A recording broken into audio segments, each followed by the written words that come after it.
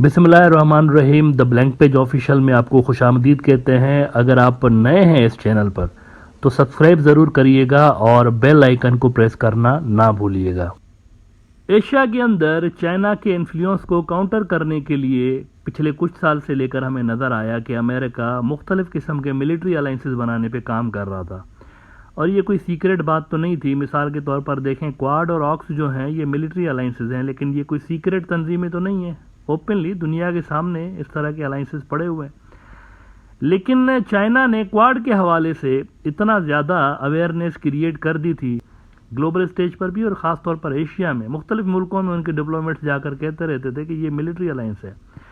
उन्होंने इतने अपने स्टेक्स हाई कर दिए थे कि रीजन का कोई भी मुल्क इसके अंदर शमूलियत अख्तियार करने से हिचकिचा रहा था और सवाए 4 मुल्कों के दूसरे मुल्कों ने इसके अंदर जाने की हिमायत नहीं की, हामी नहीं भरी, क्योंकि उनको लग रहा था कि अगर हम क्वाड में चले गए तो हमारे ताल्लुकात चाइना के साथ ख़राब हो जाएंगे। लेकिन अब लग यूँ रहा है कि कुछ डिफरेंट स्ट्रेटजीज़ ये जो अमेरिकन कैंप है इसकी जानिब से सामने आ रही हैं।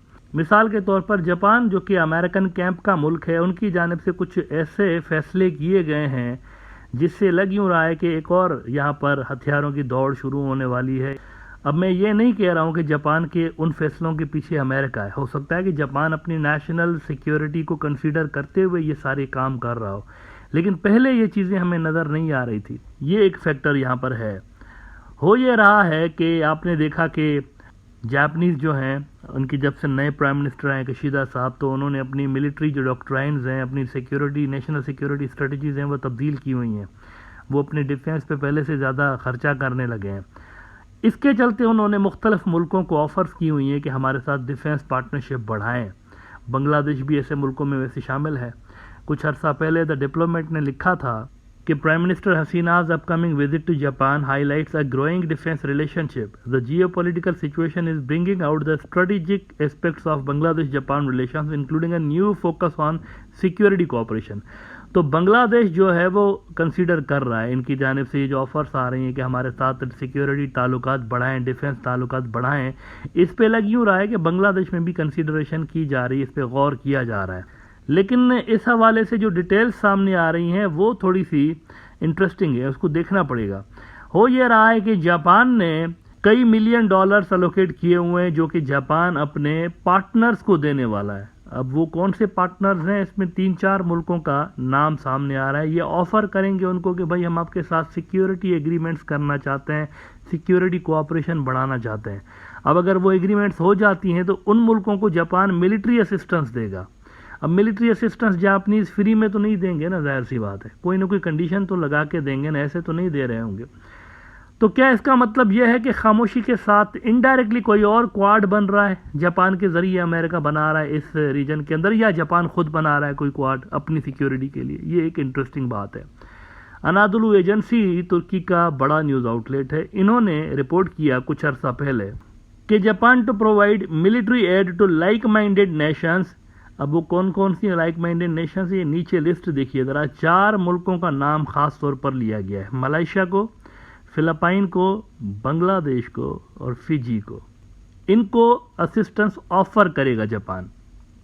ये मुल्क लेंगे या नहीं लेंगे ये अलग बात है, लेकिन जापान की जानिब से ऑफर की जाने वाली है। ये यहाँ पर अनादुलू एजेंसी रिपोर्ट कर रहा है। इसकी तफसीलात वो देते हुए लिख रहे हैं कि Japan announced on Wednesday that it will provide military assistance including equipment to like minded nations. Equipments दे रहे हैं, वो सिर्फ पैसे नहीं देंगे, इक्विपमेंट्स भी देंगे, असलहा भी देंगे। प्रॉपर एक जापानीज़ की जानिब से यहाँ पर हमें प्लान नज़र आ रहा है कि वो मुख्तलिफ मुल्कों के साथ किस तरीके से मिलिट्री कोऑपरेशन बढ़ाएंगे।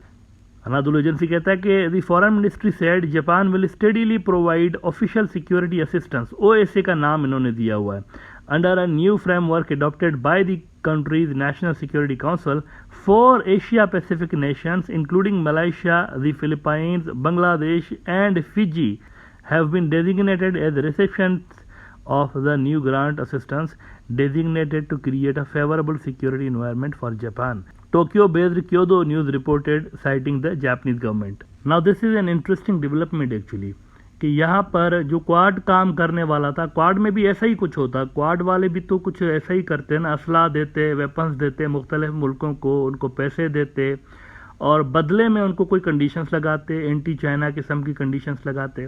यहाँ पर अभी तक कोई कंडीशन सामने आई नहीं है जापान की जानिब से कि ये कोई एंटी चाइना कंडीशन होगी या प्रो अमेरिका, इस तरह की कोई बात नहीं है।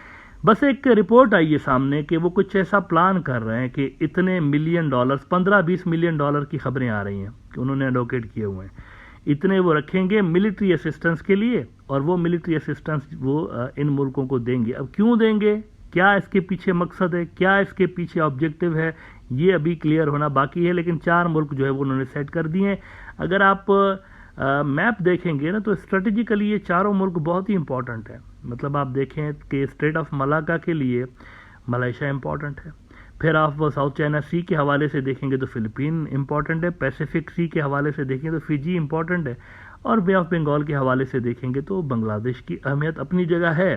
तो स्ट्रेटेजिकली चारों मुल्क बहुत इंपॉर्टेंट हैं जिनका नाम लिया जा रहा है कि इनको ऑफर करेंगे मिलिट्री असिस्टेंस जापानीज। क्या बांग्लादेश लेगा? मुझे लगता है कि वो पहले कंडीशंस देखेंगे। जैसे उनको इंडो पैसिफिक स्ट्रेटेजी के अंदर शमूलियत की दावत दी थी अमेरिकन ने, लेकिन बांग्लादेश फौरन से फुदक के उसमें नहीं आया था। बांग्लादेश ने टाइम लिया था, बांग्लादेश ने उसको रीड किया था। उन्होंने अमेरिकन जो इंडो पैसिफिक स्ट्रेटेजी की सारी की सारी उनकी डॉक्यूमेंट्स थे उसको रीड किया, उसके बाद उन्होंने अपना आउटलुक दिया था। उनको एज इट इज एक्सेप्ट नहीं किया, अमेरिकन जो डॉक्यूमेंट था उसको एज इट इज उन्होंने उनकी स्ट्रेटेजी को एक्सेप्ट नहीं किया, अपनी स्ट्रेटेजी वो लेकर आ गए कि this is our version of Indo Pacific strategy, जिसको वो इंडो पैसिफिक स्ट्रेटेजी आउटलुक का नाम दे रहे थे। तो मुमकिन है कि यहाँ पर अगर जापानीज बांग्लादेश को ऑफर करते हैं सिक्योरिटी असिस्टेंस, तो मेरे ख्याल से पहले बांग्लादेश वाले इसके कंडीशंस को रीड करेंगे कि इसकी कंडीशंस क्या हैं।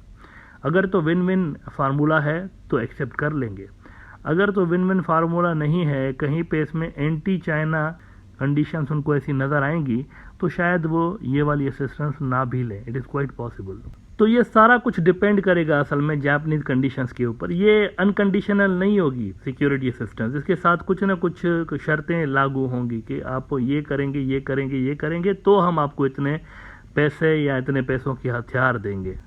अनादोलू एजेंसी ने मजीद रिपोर्ट किया था कि chief cabinet secretary Hirokazu Matsuno confirmed that Japan will provide equipment to the militaries of like-minded nations that share common values such as the rule of law in a bid to improve their defense capabilities। तो ये पक्का plan Japanese की जानिब से सामने आया है। अब ये कंफर्म नहीं है कि ये क्वाड का अल्टरनेट बना रहे हैं, अपना वर्जन निकाल रहे हैं, जापानीज वर्जन ऑफ क्वाड बना रहे हैं, या फिर ये अपने जेन्युइन सिक्योरिटी कंसर्न्स की वजह से इन चीज़ों को इंट्रोड्यूस कर रहे हैं। दैट वी नीड टू सी, क्योंकि ये थोड़ा सा इनिशियल स्टेजेस पे है ना, अभी ये थोड़ा मामला आगे चलेगा, अभी इसकी ड्राफ्टिंग होगी, सारा कुछ होगा, रूल्स बनेंगे, सारा सब होगा। एक और यहाँ पर इम्पोर्टेंट फैक्टर ये है कि जापानीज खुद तो बहुत ज़्यादा असला नहीं बनाते, वो खुद भी बड़े इम्पोर्टर हैं असल में। उनका मोस्टली जो इक्विपमेंट्स होते हैं, मिलिट्री इक्विपमेंट्स, वो अमेरिकन इक्विपमेंट्स होते हैं, मेड इन अमेरिका। इसका मतलब है कि जापानीज अगर मिलिट्री असिस्टेंस इक्विपमेंट्स की सूरत में देंगे तो वो असल में मेड इन अमेरिका असला देंगे ज़्यादातर। ये इंटरेस्टिंग बात है। तो यहाँ पर तो अमेरिकन इंटरेस्ट ही सर्व होंगे ना, अमेरिकन यही तो चाहेंगे कि उनके असले हों, यहाँ पर उनके वेपन्स यूज़ किए जाएं, चाइनीज़ वेपन्स यूज़ ना किए जाएं, और उनके साथ नहीं तो उनके इत्तेहादियों के साथ सिक्योरिटी पैक्ट्स बनवाए जाएं। तो मेरे ख्याल से इस चीज़ का, ये जो भी पॉलिसी जापान लेकर आ रहा है, जापानीज़ को खुद को तो फ़ायदा होगा ही, अमेरिकन को भी इसका फ़ायदा हो सकता है। अब यहाँ पर चाइना कैसे रिटालिएट करता है, चाइना कैसे इस चीज़ को देखता है, अगर चाइनीज समझेंगे कि ये उनके नेशनल सिक्योरिटी के लिए थ्रेट है तो यकीनी तौर पर वो इस चीज़ को अलाउड नहीं करेंगे, और जिस तरीके से उन्होंने क्वाड को रेजिस्ट किया था, इसको भी रेजिस्ट करने की कोशिश करेंगे।